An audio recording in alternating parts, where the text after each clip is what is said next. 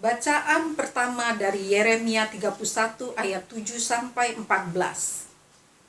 Sebab beginilah firman Tuhan, bersorak-sorailah bagi Yakub dengan sukacita. Bersukarialah tentang pemimpin bangsa-bangsa. Kabarkanlah, pujilah dan katakanlah Tuhan telah menyelamatkan umatnya, yakni sisa-sisa Israel. Sesungguhnya aku akan membawa mereka dari tanah utara dan akan mengumpulkan mereka dari ujung bumi.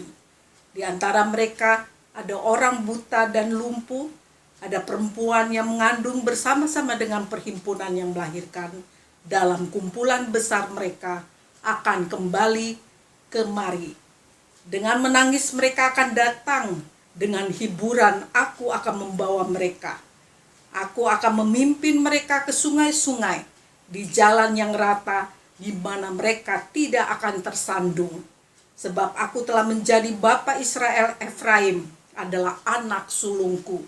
Dengarlah firman Tuhan, hai bangsa-bangsa. Beritahukanlah itu di tanah-tanah pesisir yang jauh. Katakanlah, dia yang telah menyerahkan Israel akan mengumpulkannya kembali dan menjaganya seperti gembala terhadap kawanan dombanya.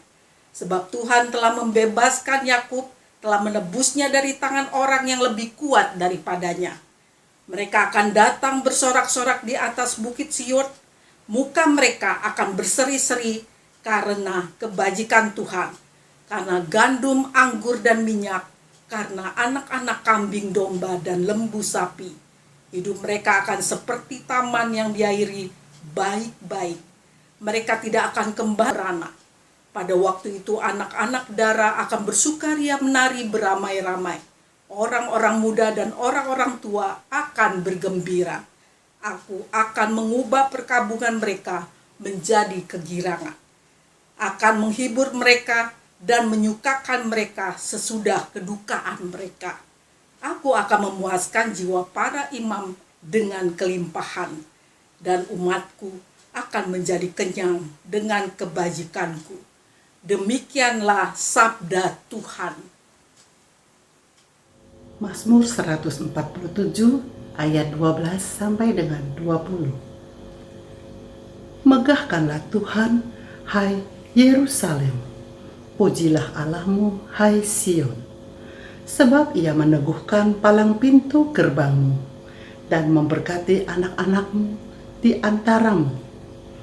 Ia memberikan kesejahteraan kepada daerahmu dan mengenyangkan engkau dengan gandum yang terbaik. Ia menyampaikan perintahnya ke bumi, dengan segera firman-Nya berlari.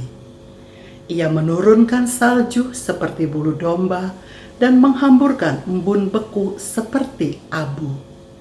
Ia melemparkan air batu seperti pecahan-pecahan. Siapakah yang tahan berdiri menghadapi dinginnya? Ia menyampaikan firman-Nya, lalu mencairkan semuanya. Ia meniupkan anginnya, maka air mengalir. Ia memberitakan firman-Nya kepada Yakub, ketetapan-ketetapannya dan hukum-hukumnya kepada Israel. Ia tidak berbuat demikian kepada segala bangsa, dan hukum-hukumnya tidak mereka kenal. Haleluya. Bacaan kedua terambil dari Efesus 1 ayat 3 sampai 14. Terpujilah Allah dan Bapa Tuhan kita Yesus Kristus, yang dalam Kristus telah mengaruniakan kepada kita segala berkat rohani di dalam sorga. Sebab di dalam Dia Allah telah memilih kita sebelum dunia dijadikan, supaya kita kudus dan tak bercacat di hadapan-Nya. Dalam kasih Ia telah menentukan kita dari semula oleh Yesus Kristus untuk menjadi anak-anak-Nya sesuai dengan kerelaan kehendak-Nya.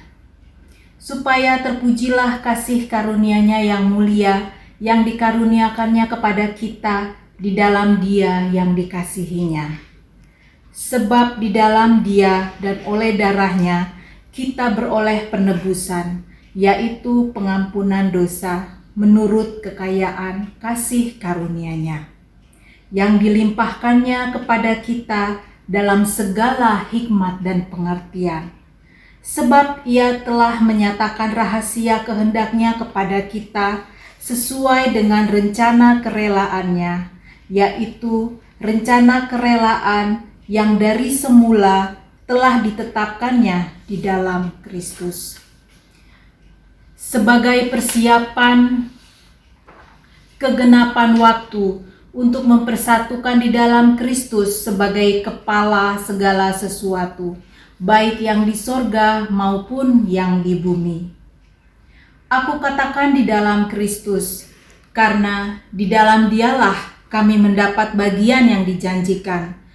Kami yang dari semula ditentukan untuk menerima bagian itu sesuai dengan maksud Allah, yang di dalam segala sesuatu bekerja menurut keputusan kehendak-Nya, supaya kami yang sebelumnya telah menaruh harapan pada Kristus boleh menjadi puji-pujian bagi kemuliaan-Nya. Dalam Dia, kamu juga, karena kamu telah mendengar firman kebenaran, yaitu Injil keselamatanmu, di dalam Dia kamu juga, ketika kamu percaya, dimeteraikan dengan Roh Kudus yang dijanjikannya itu. Dan Roh Kudus itu adalah jaminan bagian kita sampai kita memperoleh seluruhnya, yaitu penebusan yang menjadikan kita milik Allah untuk memuji kemuliaan-Nya. Demikianlah sabda Tuhan.